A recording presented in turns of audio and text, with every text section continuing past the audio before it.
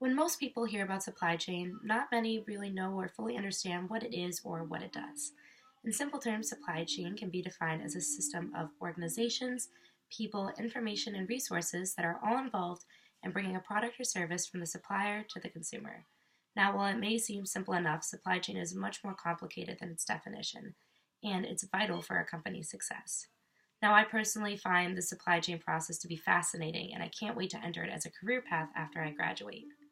However, the system is far from perfect, and one major issue that comes with the complexity of supply chain on a global scale is that there have been various cases where forced labor has been discovered. Now, the way that a supply chain is set up is in a complex and multi tiered hierarchical structure. For example, a business will hire a contractor, who will then hire suppliers, who then hire workers. Easy, right? Well, of course, it's not as simple as that sounds, since large and major corporations typically have numerous contractors, which, as a result, makes their supply chain much larger and more difficult to manage. The larger the corporation is, the immensely more difficult it is for them to track their supply chain from the base supplier to the consumer. Because of this, it's not uncommon for lower stage suppliers to go paperless, and therefore be nearly impossible to track. These are the individuals that will employ underage children and force them into labor. Since the tracking system is so incredibly poor on a global supply chain level, it's easy for these suppliers to go unnoticed by the big companies that they're supplying to.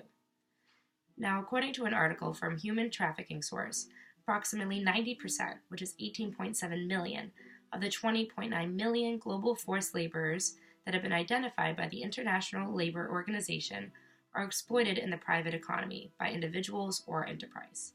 An example of forced labor being found within the supply chain of a well-known organization is when it was discovered that the beloved brand for chocolate, Nestle, partners with West African farmers that use child slavery to harvest their cocoa products, despite the company claiming that their products were substantially sourced.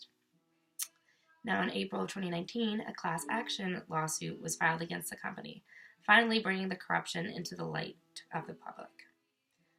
Now, although global supply chains are complex and are extremely difficult to detect the suppliers who are using forced labor, it's not impossible. The Globe Post article titled Child Labor and Hazardous Conditions Persistent Worldwide Report discusses the inhumane treatment children receive in this environment, and it also lists the ways global supply chain leaders are working to end forced labor. Companies must do more than just track paper audits, but instead do what Target and Lush Cosmetics are doing and train their suppliers intensively on how to detect labor instances and, once it's detected, how to act upon it. The head of ethical buying at Lush Cosmetics stated that their goal is to support long-term economic development that lifts communities out of poverty and keeps children in school, not working. By helping third world countries reduce their poverty levels, the overall child labor rate will decrease immensely. Families who are not facing poverty will not be in the economic position where they'll have no choice but to subject their children to forced labor. Now, another way the forced labor epidemic can be resolved is by more involvement from the government. In the United States, the Business Supply Chain Transparency on Trafficking and Slavery Act of 2015 was introduced in the House of Representatives. This mandated that all companies who have annual world receipts of over 100 million must tell the Securities Exchange Commission about the measures that they're taking to address the conditions of forced labor within supply chains, and both their own supply chains and overall supply chains. This involvement by the government represents the increase in awareness of this crisis, which will hopefully result in change.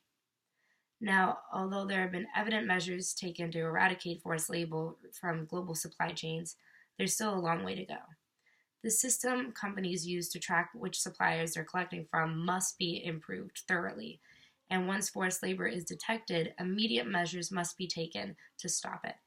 If companies stop doing business with such suppliers, those suppliers will stop using forced labor in fear of losing business.